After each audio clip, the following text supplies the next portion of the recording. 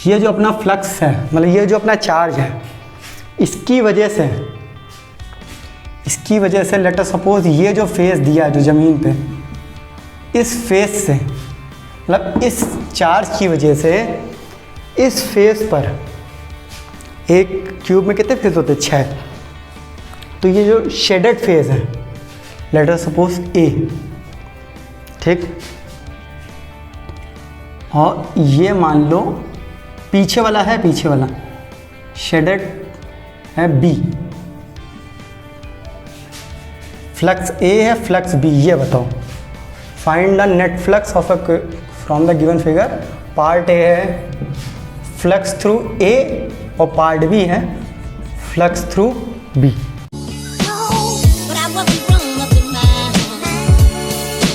इस स्टेटमेंट के अगर हमें समझाना पड़ेगा तो कम से कम 5 मिनट 6 मिनट इसको, 5 मिनट 6 मिनट इसको, 5 मिनट 6 मिनट इसको, 5 मिनट, कम से कम 20-25 मिनट मेरे को केवल ये स्टेटमेंट समझाना पड़ेगा। इसी से आप समझ सकते हो ये स्टेटमेंट कितना इम्पॉर्टेंट है।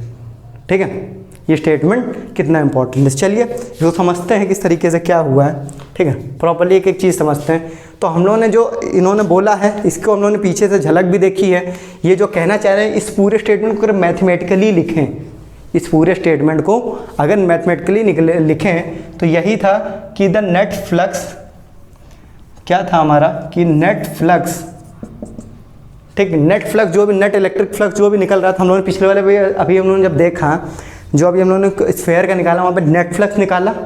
ठीक, तो नेट फ्लक्स निकाला, परपेंडिकुलरली आउटवर्ड निकाला, बाहरी तरफ निकलता हुआ फ्लक्स निकाला।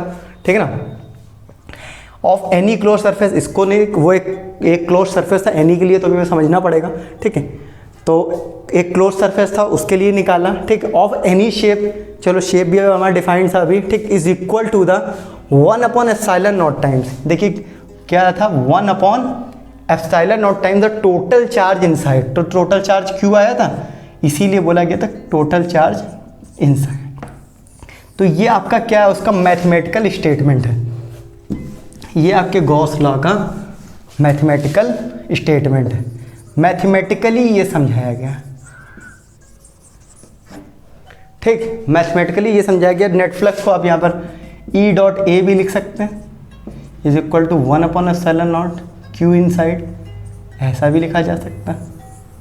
ठीक, ये आपका मैथमेटिकल स्टेटमेंट है। ठीक, अब मैथमेटिकल स्टेटमेंट तो अपनी जगह, इसको प्रॉपरली समझते हैं कैसा क्या। ठीक है, चलिए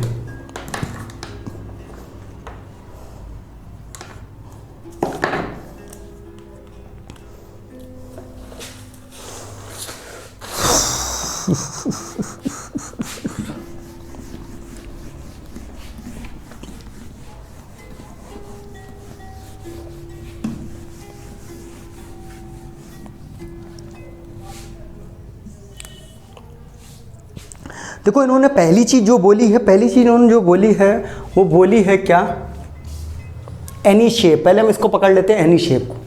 ठीक है, पहली चीज़ को पकड़ लेते हैं, एनी शेप को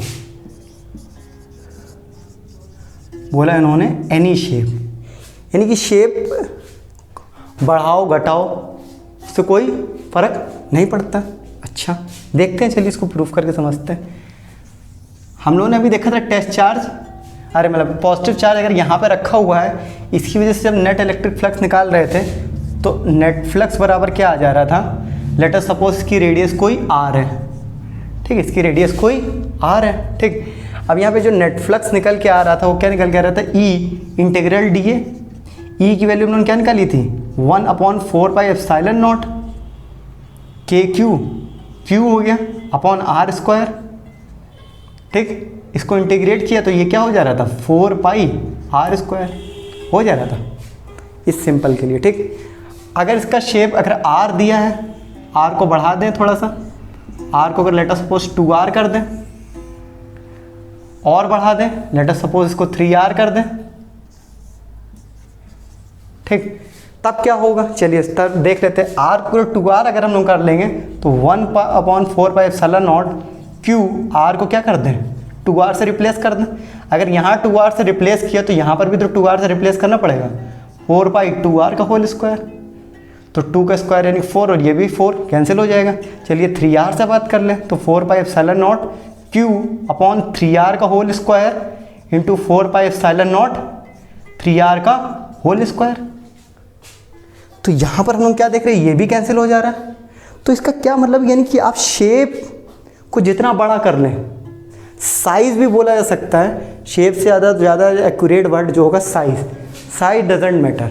ठीक, यहाँ पर आप जितना ज़्यादा बड़ा करते जाएंगे वो मैटर नहीं करता है।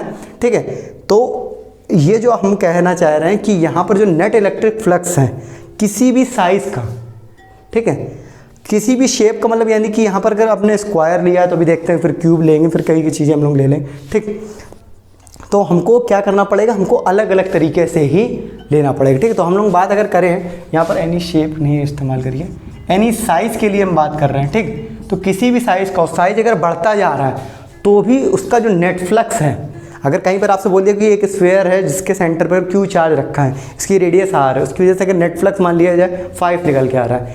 अब उन्होंने क्या किया, वही स्फीयर को 2r रेडियस के स्फीयर से चेंज कर दिए। अब जो नेट फ्लक्स होगा वो कितना बढ़ जाएगा, आप कहोगे सेम रहेगा। आप क्या कहोगे, सेम रहेगा। इसकी वजह से जो फ्लक्स निकल रहा है, इसकी वजह जो फ्लक्स निकल रहा है, इसकी वजह से जो फ्लक्स निकल रहा है, तीनों की वजह जो फ्लक्स निकल के आ रहा है, लेट सपोज ये फ्लक्स 1 है, ये फ्लक्स 2 है, ये फ्लक्स 3 है, तो तीनों की वजह से जो फ्लक्स निकल के आएगा वो क्या होगा, इक्वल होगा। फ्लक्स 1 बराबर फ्लक्स 2 बराबर फ्लक्स 3, तीनों की वजह से फ्लक्स क्या होगा, वो आपका बराबर होगा कि नहीं होगा। ठीक, समझ में आ रहा है। तो किसी भी साइज का हो, अभी हम लोग शेप की बात कर रहे थे, शेप पे नहीं आए, अभी हम लोग बात कर रहे हैं साइज की, किसी भी साइज का फ़र्क नहीं पड़ने वाला है नेट इलेक्ट्रिक फ्लक्स पे। ठीक, अब देखिए, हमेशा जो भी हम लोग देखते हैं, ये समझ में आ गया ना, एनी साइज। अब जो वर्ड है नेट आउटवर्ड मतलब क्या, आपको आउटवर्ड जो मैं बार बार एरिया वेक्टर क्या लेता हूँ, बाहर की तरफ लेता हूँ। और कभी भी आपको अगर नेट आउटवर्ड यानी कि सारे के कारण लेना पड़ेगा, ये नहीं कि आपने 3 के कारण फ्लक्स लिया बाकी 3 को छोड़ दिया है। तो अगर फ्लक्स आपको लेना पड़ेगा तो सबके कारण लेना पड़ेगा। ठीक है, तो नेट लेना है। और आउटवर्ड मतलब क्या, आउटवर्ड मतलब क्या कि perpendicular to the surface and outward from the surface. Perpendicular भी होना चाहिए और आउटवर्ड भी होना चाहिए। ठीक, तो आउटवर्ड का मतलब ये हो गया नॉर्मल, आउटवर्ड नॉर्मल का भी पूरा मतलब यही हो गया, आपका बाहरी तरफ होना चाहिए और परपेंडिकुलर होना चाहिए। ठीक, एनी क्लोज सरफेस आपका क्लोज होना चाहिए। सबसे इंपॉर्टेंट बात जो है, आपका सरफेस अगर क्लोज नहीं होता है तो उसको आपको क्लोज करना पड़ेगा। ठीक, यहाँ पर जितने, इसीलिए हमने बात किसकी करी, 3D फिगर की। 2D फिगर में अगर कभी लगाना पड़ता है, अभी लोग बात करेंगे। ठीक है, अभी लोग बात करेंगे कि कभी अगर मान लिया जाए 2D फिगर में आपको लगाना पड़ेगा, तो 2D फिगर में भी आपको उसको क्या करना पड़ेगा, क्लोज करना पड़ेगा। ठीक, जैसे कि NCERT का एडिशनल एक्सरसाइज का क्वेश्चन है, कई सारे अभी मैं फ्लक्स क्वेश्चन कराऊंगा, तो वहाँ पर आपको समझ आ जाएगा कि आपको क्लोज ही करना है। ठीक है, एक क्वेश्चन हम लोग देख लेते हैं उसको समझने के लिए। ठीक है, कि एनी क्लोज सरफेस, अगर आपसे बोला जाए लेट अस सपोज कि यहाँ पर एक स्फीयर रखा है, तो स्फीयर के हेमिस्फीयर है ये। ठीक, हेमिस्फीयर के सेंटर पर late us suppose Q charge रख दिया। क्या रख दिया, क्यू चार्ज रख दिया। तो इसकी वजह से इसके फ्लक्स पे कितना, मतलब इसकी वजह से इस फिगर में, इस चार्ज की वजह से इस फिगर में कितना नेट फ्लक्स निकल के आएगा। क्वेश्चन पूछ लिया जाए कि what is the net flux of given figure, what is the net flux of given figure. ये अपनी जो गिवन फिगर है इसमें नेट फ्लक्स कितना निकलने वाला है, ये अपने को पूछना है। ठीक, तो ये अगर पूछना है तो कैसे चलेगा काम, चलिए देखते हैं। ठीक, तो अभी क्या है, अभी ये क्लोज नहीं है, तो सबसे पहले हमको क्या करना पड़ेगा, इसको क्लोज करना पड़ेगा। तो हम लोग क्या करेंगे, एक और सरफेस ले आएंगे। ठीक, तो ये हो गया 1, ये हो गया 2, इन दोनों की वजह से अब ये पूरा कंप्लीट हो गया। ठीक, तो ये पूरा कंप्लीट हो गया, तो फ्लक्स 1 प्लस फ्लक्स 2, इन दोनों को ऐड कर लिया, इन दोनों को ऐड किया, तो इन दोनों की वजह से जो इनसाइड जो सरफेस है वो हो गया Q अपॉन एप्सिलॉन नॉट, और दोनों एक जैसे थे तो ये हो गया 2φ1 is equal to 2Q upon epsilon not, तो Q1 value Q/2 epsilon not. ठीक, तो समझ आ रहा है, यानी कि कोई भी सरफेस अगर है, अगर वो क्लोज नहीं तो उसको पहले क्लोज करा जाएगा। क्लोज करने के बाद जो फ्लक्स निकाला ही जा सकता है, ठीक। उसके पहले उसको नहीं निकाल सकते। समझ में आ रहा है? थोड़ा बहुत समझ में आ रहा है, ठीक। बाकी इस पर हम लोग बहुत बढ़िया वैरायटी क्वेश्चन करेंगे और समझ। अभी हम लोग डेफिनेशन को थोड़ा एक्सप्लोर कर रहे हैं, ठीक है ना। अब हम लोग अगली बात पे करते हैं कि कोई भी शेप हो, फॉर एनी शेप। हम बात किसकी करते हैं? For any shape, for any shape. ये क्या बात हुई यार? देखो, एनी शेप का मतलब क्या? अगर यहाँ पे स्फेयर रखा था, इसकी वजह से यहाँ पे क्यू चार्ज, अगर स्फेयर की जगह लेट अस सपोज कोन रख दिया गया होता, तब यहाँ पर ये क्यू चार्ज होता। कोन को थोड़ा सिलेंडर रख दिया होता, यहाँ पर क्यू चार्ज होता, ठीक, इसके अंदर। या फिर आपका क्यूब होता, इसकी वजह से करने हम लोगों को नेट फ्लक्स निकालना होता। ये स्फेयर हो गया, ये कोन हो गया, ये सिलेंडर हो गया, ये क्यूब हो गया, ठीक है। इसकी वजह से अगर हमको नेट फ्लक्स निकालना होता, तो ये अगर मान लो पहला बॉडी, ये दूसरी बॉडी थी, तो इन सभी की वजह से ये कोई शेप नहीं मैटर करता। केवल क्या मैटर करता? क्लोज होना चाहिए। क्लोज होने के साथ साथ उस पर जो नेट चार्ज है, इनसाइड जो चार्ज है वो अगर सेम है, तो सबके कारण जो फ्लक्स निकल रहा होगा ना, फ्लक्स 1, फ्लक्स 2, फ्लक्स 3, 4, अगर कुछ और भी आ जाए, तो सबके कारण जो फ्लक्स निकल के आ रहा होगा वो हमेशा Q/ε0 ही निकल के आएगा। मतलब आपका जो शेप है वो मैटर नहीं करेगा, चाहे आपका मतलब कोई भी शेप हो 3D, ठीक। अगर वो सेम है, अगर मान लिया तो कोई और रैंडम ले लिया, इसका कोई शेप ही नहीं है, इसका भी ले लिया, तो ये भी जो होगा सेम होगा, इसी के बराबर होगा। क्योंकि इनसाइड जो चार्ज है, यहाँ भी क्यू है, यहाँ भी क्यू है, यहाँ भी क्यू है, यहाँ भी क्यू है, यहाँ भी क्यू, हर जगह जो चार्ज है वो सेम है। चार्ज सेम होने की वजह से यहाँ पे जो नेट फ्लक्स निकल के आएगा वो भी सेम होगा, ठीक। तो अपना ये क्लियर हो गया, क्लोज सरफेस क्लियर हो गया, शेप क्लियर हो गया। टोटल चार्ज कंटेंट, इसको समझते हैं, ठीक है ना। इसको समझना बहुत ज़रूरी है, ठीक। चलो, देख रहे हो ना कितनी पावरफुल अपनी डेफिनेशन है, कितनी पावरफुल अपनी डेफिनेशन है। बस इसी डेफिनेशन को पूरा बारीकी से समझना, ठीक है ना। अब बोल रहा है टोटल चार्ज कंटेंट। अच्छा, टोटल चार्ज कंटेंट, चलिए देखते हैं। टोटल चार्ज कंटेंट, ठीक। टोटल चार्ज कंटेंट, चलिए कुछ बात कर लेते हैं। ये रही, लेट अस सपोज ये एक फिगर है, यहाँ पर हम लोगों ने 2 चार्ज रख दिए, यहाँ 2Q रख दिया, ये -Q रख दिया, यहाँ पर +3Q रख दिया, ठीक है। अब पूछा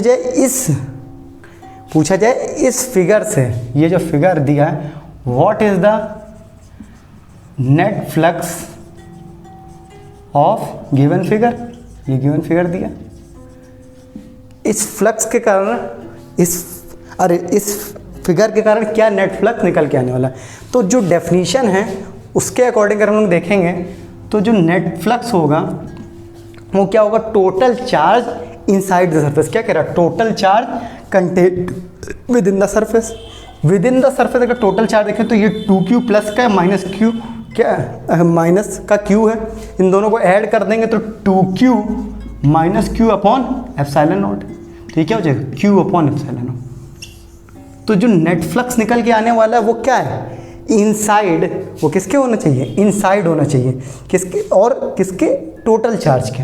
उसको इस चार्ज से कोई मतलब नहीं है, उसको सरफेस के बाहर किसी भी चार्ज से कोई मतलब नहीं है। तो इस चार्ज का कोई फर्क नहीं पड़ता, इस चार्ज का कोई इस्तेमाल नहीं है, इस चार्ज का कोई इस्तेमाल नहीं है, इस चार्ज का इस्तेमाल है, ठीक है ना। लेकिन जो पहली इंपॉर्टेंट बात है कि आपको हमेशा क्या करना, टोटल चार्ज जो भी सरफेस के अंदर है वो हमें मैटर करता है। टोटल चार्ज जो भी सरफेस के अंदर है वो मैटर करता है, तो हमें पहले उसको कंसीडर करना, ठीक है। समझ में आ रहा? ठीक। अब इसका क्या काम है, चलिए ये क्वेश्चन ले लेते हैं इसके काम के लिए, ठीक। चलिए अपना ये डेफिनेशन का एक चीज़ क्लियर हो रहा है, ठीक है।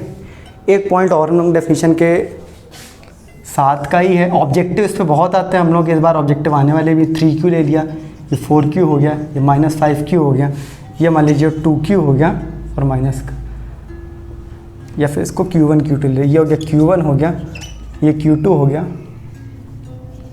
ये Q3 हो गया, ये Q4 हो गया, ये Q5 हो गया। ठीक है, Q1 Q2 बाहर है, Q3 Q4 Q5 अंदर है। ठीक है ना।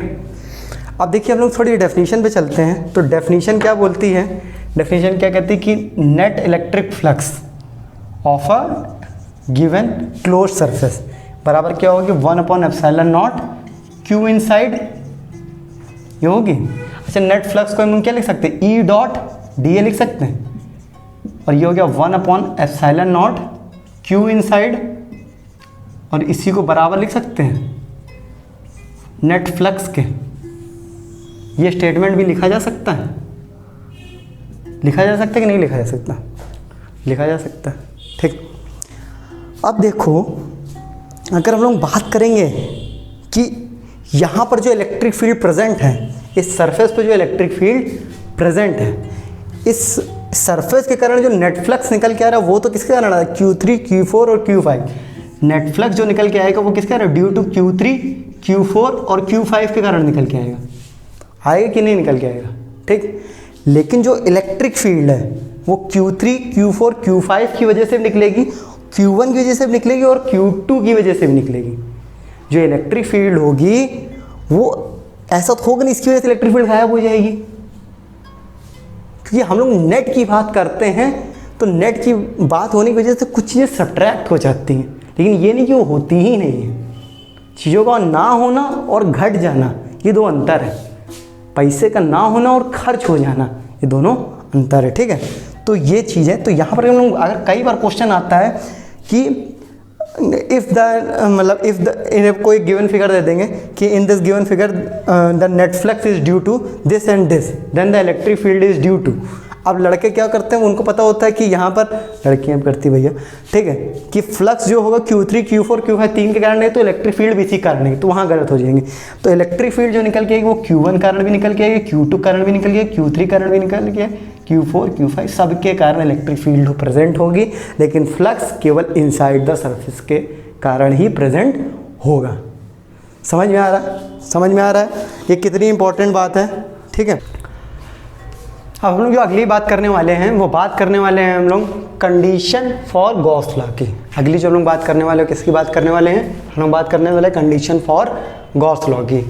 ये गॉस लॉ की कंडीशन स्कूल में कई बार पूछ ली जाती है कि state the conditions of Gauss law, या फिर मतलब state the condition of Gaussian surface, ये भी पूछ लिया जाता है। ठीक है, तो कंडीशन गॉस लॉ या फिर गॉसियन सरफेस की क्या होती है इसको हम लोग समझते हैं। इसमें जो पहली कंडीशन आती है वो ये कहती है कि जो भी हमने गॉसियन सरफेस लेना है, जो भी हमें गॉसियन सरफेस लेना है वो जिस भी चार्ज के अबाउट लेना उस चार्ज के अबाउट वो सिमेट्रिक होना चाहिए। सिमेट्रिक मतलब क्या, बिल्कुल एक जैसा होना चाहिए। ठीक है ना, मतलब गॉसियन सरफेस और चार्ज डिस्ट्रीब्यूशन से बिल्कुल सिमेट्रिक। सिमेट्रिक मतलब क्या होता है, सिमेट्रिक मतलब होता है कि जहाँ से सब कुछ बराबर बराबर दिखें। जैसे कि अपनी अगर हम बात करें y एक्सिस की, तो y एक्सिस क्या है, y एक्सिस जो है वो x एक्सिस को ओरिजिन पर क्या करती है, सिमेट्रिक रूप से जितना इधर लेफ्ट में है उतना ही इधर राइट में है, तो लेफ्ट बराबर राइट। तो ये जो y एक्सिस है, y एक्सिस ओरिजिन के अबाउट क्या करती है, x एक्सिस के लिए सिमेट्रिक है। x एक्सिस के लिए क्या है, सिमेट्रिक है। अगर यहाँ से देखोगे तो जितना लेफ्ट में है उतना ही राइट में है, तो इसको बोलते हैं सिमेट्रिसिटी। सिमेट्रिसिटी मतलब जिसके अबाउट में देखना उसके अबाउट लेफ्ट में जितना हो उतना ही राइट में हो। जितना हम लोग कह सकते हैं 50% इधर हो और 50% इधर हो, तो हम लोग बोल देते हैं कि ये इस चीज़ के अबाउट सिमेट्रिक है। ठीक है ना, समझ में आ रहा है, तो इसको हम लोग बोलते हैं सिमेट्रिसिटी। ठीक, तो देखते हैं क्या कहता है कि पहला जो हमारा पॉइंट कहता है वो कहता है कि गॉसियन सरफेस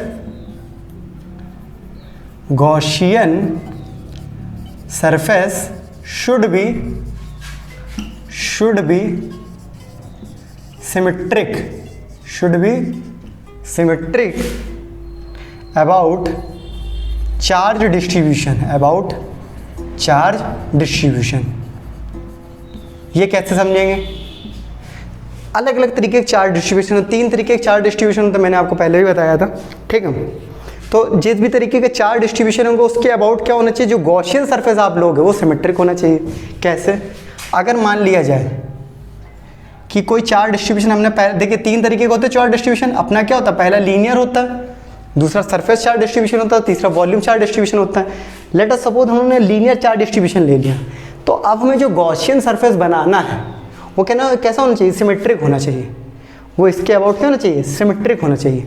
तो इसके लिए हम लोग जो गॉसियन सरफेस लेंगे, लेट अस सपोज जो भी हम गॉसियन सरफेस लेंगे, अगर हम लोग सिलेंडर ले लेते हैं, क्या ले लेते हैं, अगर हम लोग सिलेंडर को ले लेते हैं, तो अगर हम लोग ये देखें कि इसके अबाउट ये जो चार्ज डिस्ट्रीब्यूशन है, इसके अबाउट जितना ऊपर है, जितना अपर पोर्शन में है उतना ही डाउन पोर्शन में, जो ऊपर है वैसा ही नीचे। तो ये इसके अबाउट क्या हो गया, सिमेट्रिक हुआ कि नहीं हुआ, ये इसके अबाउट सिमेट्रिक हुआ कि नहीं हुआ। मतलब जितना अपर साइड है उतना ही नीचे साइड, जितना कह सकते हैं राइट हैंड साइड है उतना ही लेफ्ट हैंड साइड है, जितना कि राइट हैंड साइड है उतना ही लेफ्ट हैंड साइड। तो ये क्या हो गया, ये सिमेट्रिक चार्ज डिस्ट्रीब्यूशन। मतलब इसके अबाउट अगर हम लोग देखेंगे तो गॉसियन सरफेस इस तरीके से सेलेक्ट करना होता है, इसमें हम लोग रेक्टेंगल नहीं सेलेक्ट करेंगे, ठीक। तो ये क्या है, ये आपका सिमेट्रिक चार्ज डिस्ट्रीब्यूशन। दूसरा क्या होना चाहिए, क्लोज्ड होना चाहिए। दूसरा क्या होना चाहिए, क्लोज्ड होना चाहिए। तो दूसरी condition, Gaussian surface should be closed. ये तो बहुत इंपॉर्टेंट है, शुड बी क्लोज्ड सरफेस। तो ये देख रहे हैं आपको क्लोज सरफेस है।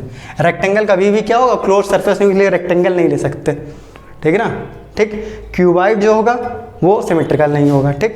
चलिए अगर इसी में हम लोग एक और ले लेते हैं। चलिए अगर मान लीजिए कहीं पर पॉइंट चार्ज लिया गया है, मान लीजिए कहीं पर कोई चार्ज रखा गया है, तो इसके अबाउट अगर हमको चार्ज लेना है, ठीक है, इसके अबाउट अगर हमको गॉसियन मतलब ये चार्ज, इसके अबाउट अगर हमें गॉसियन सरफेस लेना है, तो गॉसियन सरफेस ऐसा जो इसके लिए सिमेट्रिक हो। सिमेट्रिक मतलब क्या, अगर हम लोग यहाँ पर स्फेयर ले लेते हैं, अगर हम लोग स्फेयर ले लेते हैं, तो स्फेयर को हम लोग कहीं से देखेंगे। अगर हमने ये देखिए लेफ्ट, इधर देखा, ये लेफ्ट पोर्शन है और ये राइट पोर्शन है, ठीक। तो लेफ्ट और राइट क्या है, सिमेट्रिक है।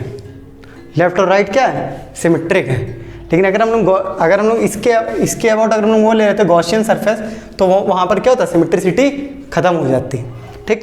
तो ये है कि पहला क्या होना चाहिए कि Gaussian surface should be symmetric about charge distribution. दूसरा, Gaussian surface should be closed surface. ये नहीं ऐसा गॉसियन सरफेस नहीं ले लेना है, मतलब हमको स्क्वायर नहीं लेना है, गॉसियन सरफेस ऐसा नहीं लेना है जो क्लोज ना कर पाए। तो Gaussian surface should be closed, ठीक। दो कंडीशन हो गई। कंडीशन नंबर 3 क्या कहती है कि जो, चलिए इसको फिर अभी बना लिया जाए। कंडीशन नंबर 3 कहती है कि जो इलेक्ट्रिक फील्ड होनी चाहिए, इलेक्ट्रिक फील्ड होनी चाहिए, वो गॉसियन सरफेस के हर एक पॉइंट पर सेम होनी चाहिए। मतलब आप गॉसियन सरफेस इस तरीके के लेंगे कि हर एक पॉइंट पे जो इलेक्ट्रिक फील्ड हो वो सेम हो। तीसरी बात क्या है कि इलेक्ट्रिक फील्ड मस्ट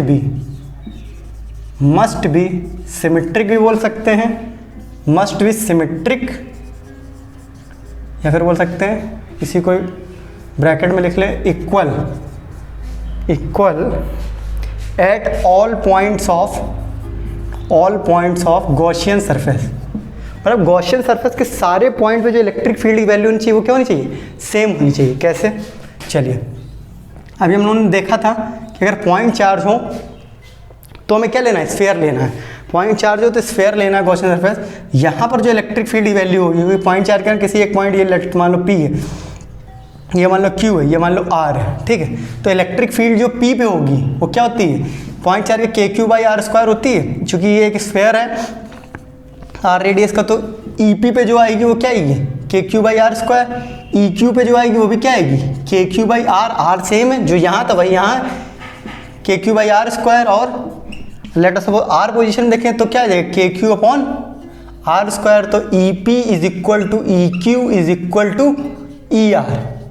तो ये क्या है, हर एक जगह पर क्या इलेक्ट्रिक फील्ड जो है वो सेम है। कहाँ पर, ये जो गॉसियन सरफेस लिया है, ये हम लोगों ने जो गॉसियन सरफेस लिया है, इसके हर एक पॉइंट पर इलेक्ट्रिक फील्ड जो हम लोग देख रहे हैं वो क्या है, सेम है। इलेक्ट्रिक फील्ड क्या है आपकी, सेम है, ठीक है। अब इसी से अब तीसरा पॉइंट जो निकल के आता है वो क्या है, तीसरा पॉइंट आपका जो है वो है कि जो एंगल होना चाहिए, जो थीटा होना चाहिए। चलिए जो थीटा एंगल है, थीटा अपने लोगों ने फ्लक्स में पढ़ा है, थीटा क्या होता है, angle between electric field and area vector. Theta क्या होता है आपका, angle between electric field and area vector, ठीक। तो जो थीटा होता है वो हर एक जगह उसकी वैल्यू जो होनी चाहिए सेम होनी चाहिए। मतलब ये नहीं गॉसियन सरफेस पे एक जगह थीटा 30, एक जगह 60, एक जगह 90, तो वहाँ पर गॉसियन सरफेस मतलब गॉस लॉ नहीं लग सकता, गॉसियन सरफेस नहीं बन सकता, ठीक है। तो the angle between electric field and area vector means theta must be same, theta must be same at all points of Gaussian surface। Gaussian surface के हर एक पॉइंट पर अगर थीटा की वैल्यू देखें तो सेम आनी चाहिए। चलिए इसको फिर चेक कर लेते हैं। देखो अगर पी पॉइंट पर इलेक्ट्रिक फील्ड वेक्टर देखेंगे तो क्या होगा, बाहर जा रहा है। एरिया वेक्टर देखेंगे तो वो भी परपेंडिकुलर आउटवर्ड, ठीक। यहाँ पर इलेक्ट्रिक फील्ड का वेक्टर देखेंगे तो परपेंडिकुलर आउटवर्ड, एरिया वेक्टर भी देखेंगे परपेंडिकुलर आउटवर्ड। यहाँ पे इलेक्ट्रिक फील्ड देखेंगे तो perpendicular out away from the charge, और एरिया देखेंगे तो वही परपेंडिकुलरली आउटवर्ड। तीनों ही जगह जो थीटा ईपी पे जो थीटा की वैल्यू थी, यानी कि थीटा एट पी वो 0 डिग्री है, थीटा एट क्यू, थीटा जो है वो क्यू पे देखे तो भी 0 डिग्री है, और थीटा एट आर वो भी 0 डिग्री है। तो थीटा पी पे, थीटा क्यू पे और थीटा आर पे, वो तीनों ही जगह थीटा जो होगा वो सेम होगा। थीटा पी पर, थीटा क्यू पर और थीटा आर पर तीनों ही जगह सेम है कि नहीं है, ठीक है। तीनों ही जगह थीटा सेम दिया, तीनों ही जगह अगर थीटा सेम दिया है तो इससे हमें क्या समझ आता है कि ये एक इंपॉर्टेंट कंडीशन है, यहाँ पर होल्ड कर रहा है गॉसियन सरफेस, ठीक। गॉसियन लॉ भी लग रहा है, गॉसियन सरफेस भी बन जाए, वैलिड है, ठीक है। चलिए चौथा पॉइंट अपने लोग नोट करते हैं, ठीक। चौथा पॉइंट भी बहुत इंपॉर्टेंट पॉइंट है। बस ये 4 कंडीशन होती हैं, वो चारों कंडीशन आपको याद रखनी है पेपर में जैसे ही आए कि what is the condition at which Gauss law applicable. Gauss law कहाँ पे एप्लीकेबल होता है तो आप चारों कंडीशन लिख लेंगे, ठीक है। तो क्या होता है, गॉसियन सरफेस मस्ट या फिर मस्ट नॉट पास, मतलब ये कहने का मतलब है जो चौथा पॉइंट है कि जो आपका कोई भी गॉसियन सरफेस है तो गॉसियन सरफेस ऐसा नहीं बनाना है कि जो पॉइंट चार्ज को काटते हुए जाए, जो पॉइंट चार्ज से पास हुए। मतलब गॉसियन सरफेस आपको इस तरीके का लेना है, जैसे मान लीजिए ये Q1 है, ये Q2 है, ये लेटर से वो Q3 है। तो गॉसियन सरफेस ऐसा नहीं बनाना है कि वो पॉइंट चार्ज को इंटरसेक्ट करता हुआ जा रहा हो। मतलब गॉसियन सरफेस आपको इस तरीके का नहीं बनाना है जो पॉइंट चार्ज को इंटरसेक्ट करता हुआ जा रहा है, ठीक है। तो वही लिखना हमको, Gaussian surface must not pass through any point charge और चार्ज डिस्ट्रीब्यूशन, मतलब चार्ज डिस्ट्रीब्यूशन को भी वो कट करता हुआ नहीं जा रहा। मान लीजिए आपका चार्ज डिस्ट्रीब्यूशन अपने लोगों का ये है और गॉसियन सरफेस आपने ऐसा बना दिया, तो ये गॉसियन सरफेस ये वाला भी गलत है, ये वाला भी गलत है। आपका जो गॉसियन सरफेस अगर आपको बनाना है Q1, Q2, Q3 दिया है तो ये आप बनाएंगे तो ये गॉसियन सरफेस सही है और ये गॉसियन सरफेस आपका गलत है। समझ में आ रहा है, ठीक है। तो ये तो हो गया इसके बेसिक लॉ। इसके बेसिस पे आपको ये पता चल जाएगा कि कहाँ पर गॉस लॉ नहीं लगने वाला है, ठीक। सारी चीज़ें समझ में आ गई। आइए कुछ क्वेश्चन करते हैं, तो इस गॉस लॉ के ऊपर क्वेश्चन इसके बहुत सारे आपको मिल जाएंगे। मैं आपको एक असाइनमेंट भी प्रोवाइड करूँगा तो उससे भी आप लगाइएगा। चलिए क्वेश्चन पे देखते हैं। फाइंड द नेट फ्लक्स, ठीक है। इसी के 5-6 पार्ट है। नेट फ्लक्स निकालना है। यह हमारा हेमिस्फीयर है और ये चार्ज जो Q है वो रखा हुआ है। ये हेमिस्फीयर है और ये जो चार्ज है ये Q रखा हुआ है, ठीक है। तो ये चार्ज Q रखा हुआ है, इसकी वजह से नेट फ्लक्स क्या होगा, ठीक है। इसको निकालिए, पॉज करके इसको आंसर निकालिए। आप लोगों ने निकाल लिया होगा, ठीक है। चलिए देखते हैं। तो हम लोगों ने जो सबसे पहली चीज़ पढ़ी थी वो ये पढ़ी थी कि अगर कभी भी हमें जो गॉस लॉ है वो क्या कहता है कि flux of a closed surface is equal to Q inside upon epsilon not. ये होता है, मतलब क्या कि किसी भी सरफेस का अगर फ्लक्स निकालना है तो उसके अंदर जितना चार्ज हो, उसके अंदर जितना चार्ज हो। ये पहली बात। तो ये जो गॉसियन सरफेस अगर मान लें तो इसमें चार्ज पूरा इसके सरफेस पे रखा है, इसके अंदर नहीं रखा है। सरफेस पे रखा होना उसके अंदर होना अलग अलग बात है, ठीक है ना। तो हमें क्या करना पड़ेगा, हमें पहले इसको क्या करना पड़ेगा, क्लोज करना पड़ेगा ताकि इसके अंदर आए, ठीक है। तो ये क्या है, हेमीस्फीयर है। तो हेमीस्फीयर को कन्वर्ट कर देंगे हम लोग स्फीयर में। किसमें कन्वर्ट कर देंगे, स्फीयर में, ठीक है। अगर हम पूरे अब स्फीयर की बात करें, इस पूरे स्फीयर का इसका एक पार्ट है, इसका नाम रख देते हैं φ1, इसका नाम रख देते हैं φ2, इस पूरे स्फीयर का नाम रख देते हैं φ, इस पूरे स्फीयर का नाम क्या रख देते हैं, φ। तो इस φ यानी कि अब इसको आधा मत देखो, इसको पूरा देखो।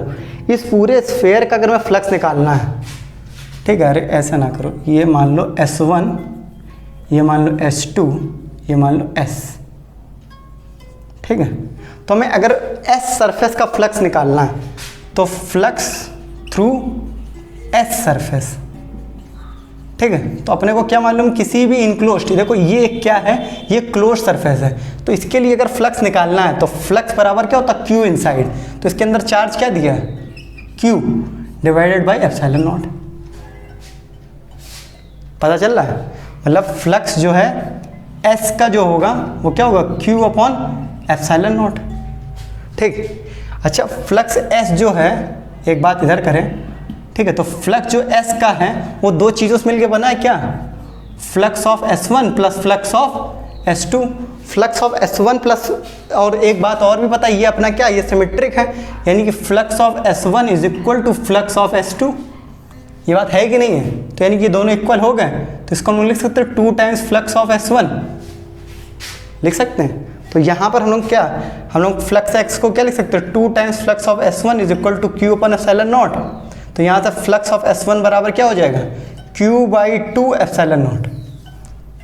क्या आ जाएगा, इसका जो फ्लक्स आया वो क्या आया, फ्लक्स ऑफ S1 बराबर क्या आएगा, Q/2 एप्सिलॉन नॉट। मतलब क्या, इसके अंदर अगर हम लोग देखेंगे तो इसके सरफेस पे चूंकि ये चार्ज रखा था तो उसका आधा ही इसके अंदर था, इसलिए क्या निकल के आ गया, Q/2 एप्सिलॉन नॉट।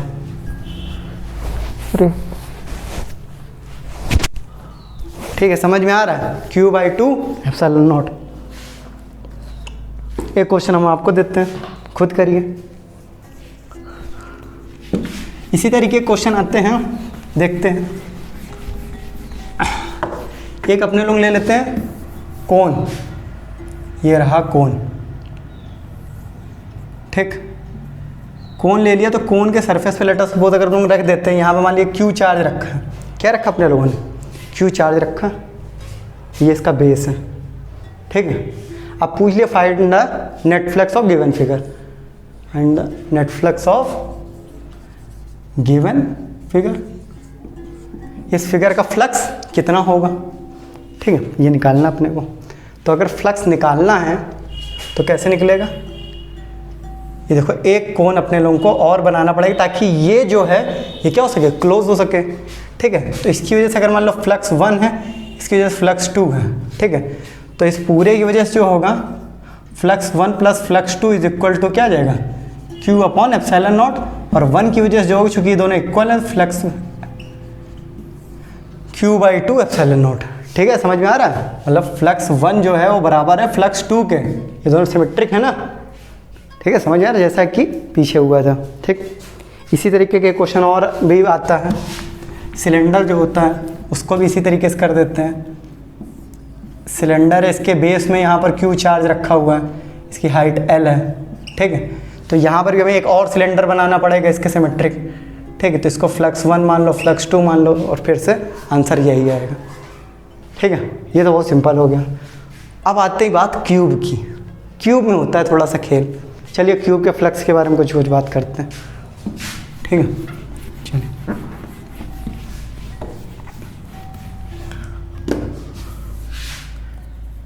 क्यूब में अगर लेट अस सपोज ये क्यूब है, ठीक है। यहाँ पर एक हमने आपको क्यूब दे दिया, ठीक, क्यूब दे दिया, ठीक। चलिए सरफेस को कंप्लीट करने वाला एक क्वेश्चन और भी होता है, फिर क्यूब पे आएंगे, क्यूब से ही रिलेटेड है, ठीक है। क्योंकि अभी जहाँ जहाँ हमने देखा सरफेस नहीं कंप्लीट है, वहाँ हम लोगों ने क्या किया, सरफेस कंप्लीट किया। ये एक एनसीईआरटी क्वेश्चन, एनसीईआरटी क्वेश्चन है, ये आईआईटी ने भी पूछा है और बहुत डिमांडिंग है, काफ़ी रेस्निक हेलिडे जैसी बुकों में भी ये क्वेश्चन दिया हुआ है एनसीईआरटी का। ये 18वां या 19वां एडिशनल एक्सरसाइज में आपको मिल जाएगा, ठीक है। ये मान लीजिए ए साइड का एक क्यूब है, मतलब एक स्क्वायर दिया ए साइड का, ठीक है। एडिशनल में कि ऐसे जनरल एक्सरसाइज में मिल जाएगा, इलेक्ट्रोस्टैट के एक्सरसाइज में आपको मिल जाएगा, ठीक है। तो ये देखो ए साइड का एक क्यूब दिया हुआ है, इससे a/2 डिस्टेंस पर एक क्यू चार्ज रखा हुआ है। कितनी डिस्टेंस पर, आधी दूरी पर। ए साइड का स्क्वायर है तो a/2 साइड पे अगर क्यू चार्ज रखा है तो find the flux of given figure. इसका फ्लक्स गिवन फिगर का आपको निकालना है। कैसे निकालेंगे, ट्राई करिए जरा।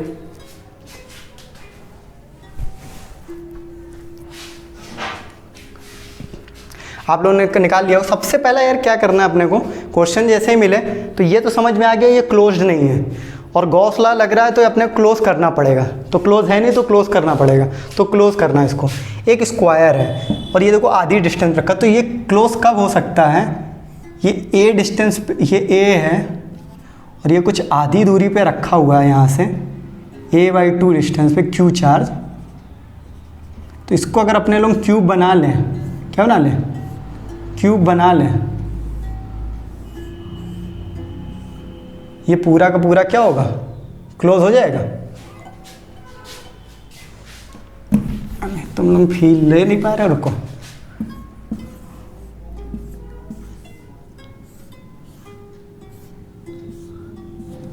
तो ये अपना सरफेस था ए वाला, ठीक, ये रहा a/2 डिस्टेंस पे, ये रहा क्यू चार्ज, ठीक।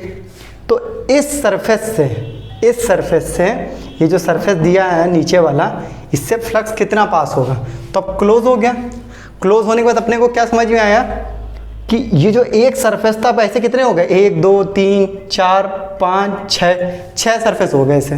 तो जो पहले एक सरफेस था वो, अब यही जो क्यू चार्ज है, तो इस पूरे को अगर लेटर सपोज अपने लोग देखते हैं तो टोटल फेस 6 हो गया, ठीक है। जो पहले एक फेस था अब टोटल कितने फेस हो गए, 6 फेस, और ये कंप्लीट फिगर बन गई। तो इस कंप्लीट फिगर का अगर हम लोग बात करें 6 फेज हैं, ठीक है ना, तो इसको मान लें psi1 psi2 psi3 psi4 psi5 psi6, ठीक।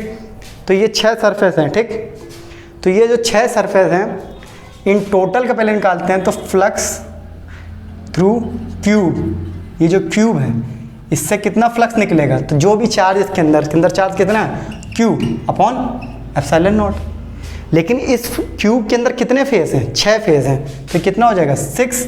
और अपने को क्या निकालना, नीचे वाला निकालना, तो 6, ये मान लो इसका नाम रख दो Q4 is equal to Q upon epsilon not. तो Q4 की वैल्यू क्या जाएगी, Q/6 एप्सिलॉन नॉट, क्या जाएगी, Q/6 एप्सिलॉन नॉट। कैसा लगा क्वेश्चन, समझ में आया कैसे किया गया, Q/6 एप्सिलॉन नॉट। तो ये हो जाएगा आपका क्या, इस फेज से, इस सरफेस से निकलने वाला फ्लक्स, ठीक है ना। चलिए, तो अब ये अपने ने कुछ क्वेश्चन ऐसे देखे जिसमें हमको क्या करना था, सरफेस क्लोज नहीं था तो क्लोज किया, ठीक है। इसी से मैं एक कुछ अपग्रेड करके एक और क्वेश्चन आता है क्यूब के, चलिए उसको देखते हैं। ये क्यूब को बनाया है, ठीक है, इसी तरीके कुछ क्वेश्चन होंगे, आइए देखते हैं। देखो इस पर क्वेश्चन बहुत आते हैं, मैं पूरी कोशिश कर रहा हूँ काफ़ी वैरायटियाँ आपको बता दी जाएँ, ठीक है। अब हम लोग बात करते हैं क्यूब में, और क्यूब में लेटर सपोज यही क्वेश्चन को ही थोड़ा एक्सटेंड कर लेते हैं। चलो, ये अपना जो क्वेश्चन था इसको ही थोड़ा एक्सटेंड करते हैं, और एक्सटेंड करके जो चार्ज आपकी सेंटर रखा तो उसके सेंटर पे ना रखकर ये एक पर्टिकुलर फेस पे रख दिया। ये जो फेस है ना, यहाँ पर लिख लो एक स्टार करके point, charge is placed, charge is placed at, charge is placed at face of, surface of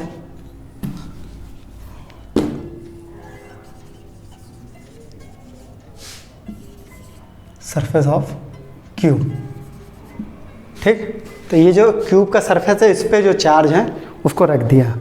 अगर उसको रख दिया है तो अब अपने को क्या करना है, अब अपने को करना है क्वेश्चन। क्वेश्चन क्या करना है, क्वेश्चन अपने को ये करना है कि अब यहाँ पे जो चार्ज सेंटर रखा था वो सेंटर पर ना रखकर इसके एक फेस पर रख दिया गया है। ठीक ना, अब इसके एक फेस पे रख दिया है, इंग्लिश यार अपनी देख लेना है। तो अब इस क्यूब से कितना फ्लक्स निकल रहा होगा। अब देखो क्यूब से जो फ्लक्स निकल रहा होगा, find the net flux of given figure from the cube भी लिख सकते हैं, फ्रॉम द क्यूब। ठीक है, तो क्यूब से कितना फ्लक्स निकल रहा है, तो क्यूब से जितना भी फ्लक्स निकल रहा होगा, पहले क्या होता था चार्ज अंदर होता था, अब क्या, अब चार्ज जो है यहाँ पर रख दिया आपके फेस पर, तो इसको आपको कंप्लीट करना पड़ेगा। इसको आपको क्या करना पड़ेगा, कंप्लीट करना पड़ेगा। तो कंप्लीट करने के लिए इसके बगल में भी एक क्यूब को अपने लोगों को लगाना पड़ेगा। तो एक क्यूब ये, एक क्यूब ये।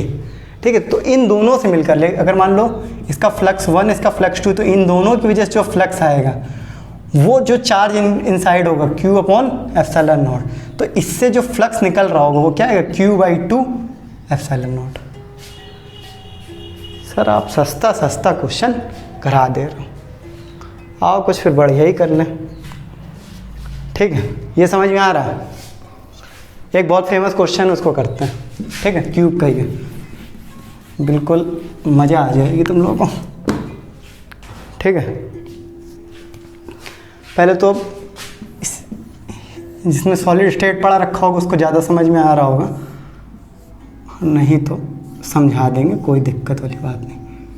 देखो अगर लेट अस सपोज चार्ज जो है वो यहाँ पर रख दिया गया कॉर्नर पर, चार्ज कहाँ रख दिया गया, कॉर्नर पर, क्यूब के कॉर्नर पर चार्ज रख दिया। अब पूछा जाए find the net flux from the cube, cube से अब कितना फ्लक्स निकल रहा है, क्यूब से अब कितना फ्लक्स निकल रहा है। करो जरा इस क्वेश्चन को, पॉज मारो, करो। ठीक है, तुम लोगों ने ट्राई कर लिया होगा, देखते हैं इसको। तो सबसे पहले तो अपने को ये समझ में आ रहा है कि उतना सिंपल नहीं है कि मतलब अंदर ही रखा एक बढ़िया गॉसियन सरफेस, उसके अंदर चार्ज रखा, चार्ज जो है वो बाहर आ रहा है। ठीक है, तो इसको यार कंप्लीट करना पड़ेगा। ये जो क्वेश्चन है कंप्लीटिंग द गॉसियन सरफेस, पहले मतलब चार्ज को इनसाइड ट्रैप करो। चार्ज क्या अपना बाहर भाग रहा है, तो इस तरीके के क्वेश्चन में पहले क्या करते हैं, चार्ज को ट्रैप मारते हैं। तो इसको ट्रैप करना है, बिल्कुल कॉर्नर पे आ गया है, कॉर्नर पे आ गया है। तो यार देखो ये जो कॉर्नर है इसको अगर मैं इनक्लोज करना होगा तो एक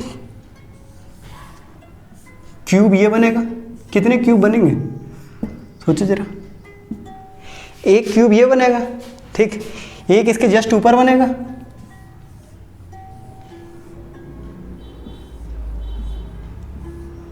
ठीक, दो, एक इसके जस्ट बगल बनेगा,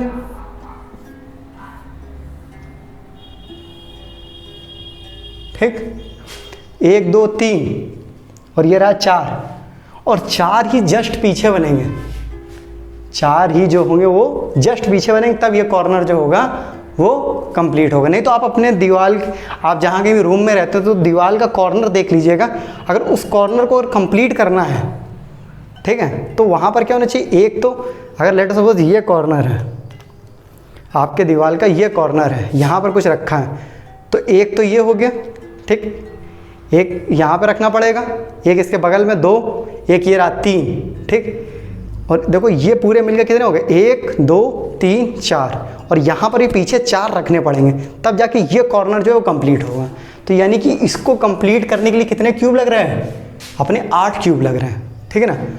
तो फ्लक्स थ्रू 8 क्यूब, ये 8 क्यूब है और 8 क्यूब सिमेट्रिकल है, through 8 cubes is equal to, अब उसके अंदर चार्ज क्या है, चार्ज तो अपना क्यू ही है, क्यू अपॉन एप्सिलॉन नॉट। तो किसी एक के थ्रू, जैसे जो अपना वाला पहला वाला क्यूब था, तो फ्लक्स थ्रू ये लेट अस बोलो 1 है, फ्लक्स 1 है, 8 थे तो 1 2 3 4 5 6 7 8, 1 जो होगा वो क्या होगा, ये जो फ्लक्स 8 होगा वो चूंकि आठों सेम है तो फ्लक्स 8 जो उसको लिख सकते हैं क्या, 8 टाइम्स ऑफ फ्लक्स 1 लिख सकते हैं। तो यहाँ पे से 8 of flux 1 is equal to Q upon epsilon not. तो यहाँ से फ्लक्स 1 क्या आएगा, क्यू बाई 8 एप्सिलॉन नॉट। आ रहा कि नहीं आ रहा,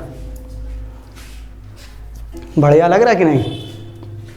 अब देखो इससे अच्छा क्वेश्चन इसी में, ठीक, क्वेश्चन को अगर हल्का सा घुमा दें, क्वेश्चन को अगर हल्का सा घुमा दें, क्या करते हैं घुमा के ये कर दें क्वेश्चन को,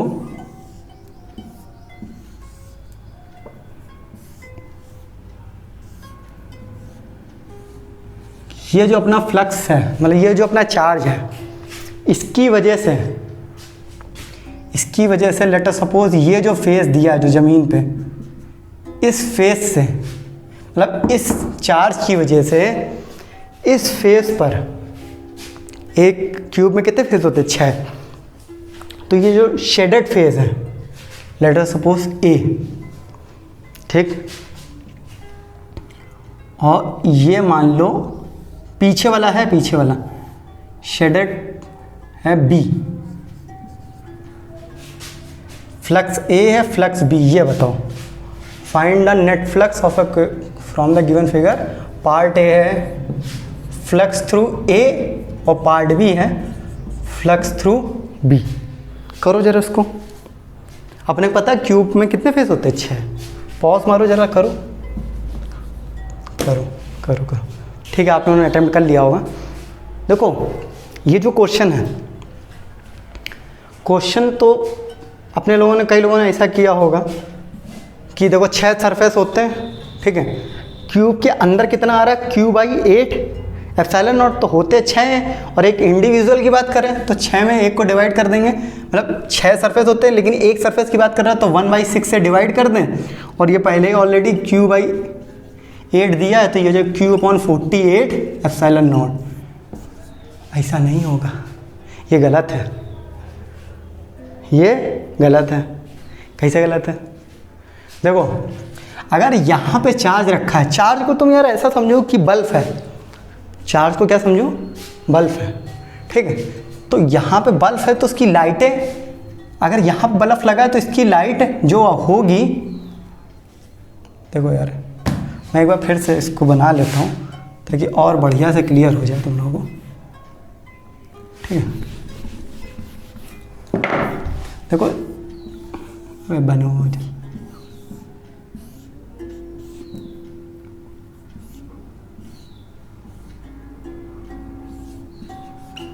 देखो इसकी जो यार लाइंस होंगी वो इसको नहीं काटेंगी, जो इसके पीछे वाला सरफेस है यहाँ पे लाइन जाएंगी नहीं, ना ऊपर जाएंगी। अगर यहाँ बल्ब लगा है तो कभी ऊपर थोड़ी नहीं लाइन, इससे थोड़ी नहीं पार चली जाएंगी, ना इससे पार चली जाएंगी और ना इससे चली जाएंगी। तो ये 3 सरफेस से नहीं जाएगी, जाएगी कहाँ से, एक यहाँ से जाएगी, एक यहाँ से जाएगी, और जो बचा हुआ जो तीसरा सरफेस है कौन सा होगा, ये वाला। मतलब आपको समझ में आ रहा है, ये जो 6 सरफेस हैं तो 6 सरफेस में ये ऊपर वाला, ये पीछे वाला और ये पीछे वाला, ये 3 सरफेस से नहीं जाने वाली है, ठीक। और ये जो बचे हुए 3 सरफेस है इससे जो है फ्लक्स पास होने वाला है, 1 2 3, ठीक। तो इन 3 सरफेस अगर फ्लक्स पास होने वाला है तो अपने को क्या चाहिए, ए इसका पूछा था हमने, बी का पूछा था, तो ये तो पता चल गया कि इसमें आ कितनी रही है, क्यू बाई 8, तो और उसमें से पास कितने से हो रही है, 3 से। तो इसका जो करेक्ट आंसर होगा वो क्या होगा, 1/3 into Q by 8 epsilon not, तो यह आ जाएगा क्यू अपॉन 24 एप्सिलॉन नॉट। तो ये सही है। हम बात कर रहे हैं फ्लक्स ऑफ ए की, और बी जो पीछे वाला था, यहाँ से फ्लक्स पास ही नहीं हो रहा है, यहाँ से फ्लक्स पास ही नहीं हो रहा, लाइन पास ही नहीं हो रही। लाइन अगर पास नहीं हो रही तो ये क्या हो जाएगा, is equal to 0, is equal to 0। समझ में आ रहा है, समझ में आ रहा है, बढ़िया क्वेश्चन है।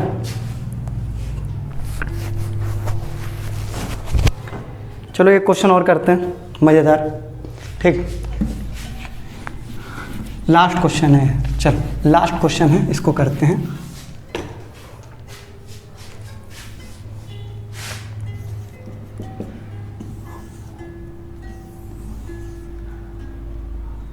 ये एक सरफेस S है, ये एक सरफेस चलो S1 है, ये S2 है।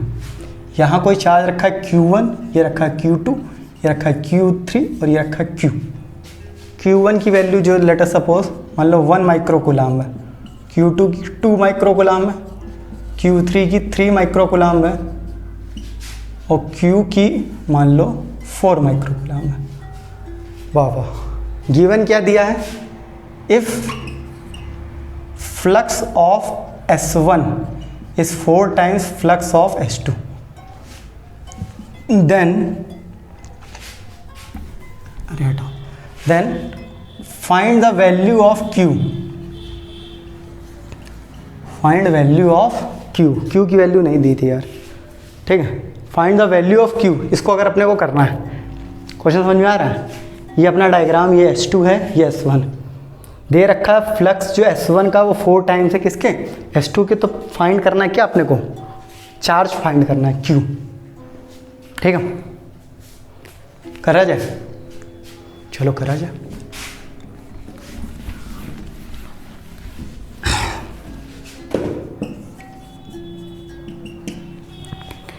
देखो ये समझ में आ रहा है, बहुत बढ़िया बात दी थी कि फ्लक्स ऑफ S1 बराबर 4 टाइम्स फ्लक्स ऑफ S2। कि देखो हमें ये एक बात समझ आनी कि फ्लक्स और चार्ज का एक रिलेशन होता है, उसी रिलेशन से कुछ निकलना है, ठीक है ना। तो रिलेशन क्या होता है? फ्लक्स ऑफ S1 क्या रिलेशन क्या? तो flux is equal to Q inside upon epsilon not, जो भी इसके अंदर हो। और ये क्या? 4 times Q inside upon epsilon not. तुम लोगों ने क्वेश्चन तो कर ही लिया, पॉज करके, तेज बच्चे हो, ठीक है। S1 के अंदर देखो कौन कौन से चार्जेस हैं। S1 के अंदर चार्ज है Q plus Q1 plus Q2 plus Q3 divided by epsilon not, ठीक। इसकी बात करें तो इसके अंदर क्या क्या? 4। ये S2 दिया है, S2 के अंदर कौन कौन सा चार्ज है? Q1 plus Q2 plus Q3 divided by epsilon not, ठीक है कि नहीं है? ठीक है कि नहीं है? ठीक। अब देखो एप्सिलॉन नॉट से एप्सिलॉन नॉट कैंसिल, बाकी चीज़ें अपने लोग सब वैल्यू पुट पार्ट कर देंगे, ठीक है। तो वैल्यू पुट करने के बाद क्या निकल के आ रहा है? Q1 plus Q1 plus Q2 plus Q3 is equal to 4 times Q1 plus Q2 plus Q3, ठीक। इसकी वैल्यू हम लोग सारी रख देंगे तो ये क्या आएगा? 1 2 3 यहाँ पर भी आएगा। तो पहले हम लोग निकाल लेते हैं, तो ये आ जाएगा क्या? 3Q1 plus 3Q2 plus 3Q3। तो यहाँ 3 को हम लोग कॉमन निकालेंगे तो 1 प्लस 2 प्लस 3, 3 2 5 1 6 और 6 3 18 माइक्रोकूलम। समझ में आ रहा है? तो इस तरीके से गॉस लॉ के क्वेश्चन इस तरीके से बहुत सिंपल होते हैं। मैंने एक एक चीज़ें आपको डिटेल में बता दी हैं, ठीक है। अगला जो हमारा लेक्चर होने वाला वो एप्लीकेशन ऑफ गॉस लॉ पे होने वाला है। तब तक आप लोग सारी चीज़ों को समझ लीजिए। जो भी डाउट हो नीचे कमेंट सेक्शन में बताइए। All the best.